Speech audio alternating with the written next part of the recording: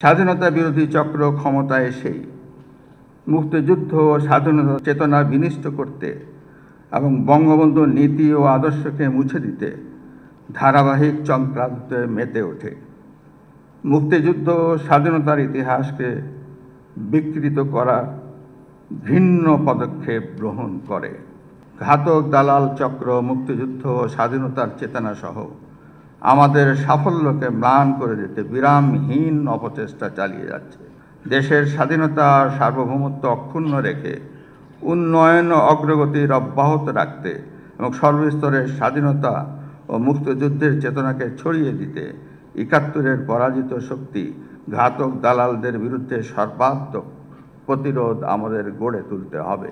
বর্তমান ও ভবিষ্যৎ প্রজন্ম যাতে স্বাধীনতা ও মুক্তিযুদ্ধের চেতনায় সমৃদ্ধ হয়ে ওঠে, সে লক্ষ্যে সামাজিক আন্দোলন গড়ে তুলতে হবে। তরুণদের প্রতি আমি আহ্বান জানাবো, আপনারা মুক্তিযুদ্ধের ইতিহাস পড়ুন, বঙ্গবন্ধুর জীবনী ও আদর্শ সম্পর্কে জানুন। মুক্তিযুদ্ধের ইতিহাস, বঙ্গবন্ধুর দর্শন, ধর্মনিরপেক্ষতা ও অসাম্প্রদায়িকতায় বোধকে আপনারা সামাজিক যোগাযোগ মাধ্যমে ছড়িয়ে দিন। বিশ্বের কাছে তুলে ধরুন বাঙালির গৌরবোজ্জ্বল ইতিহাস।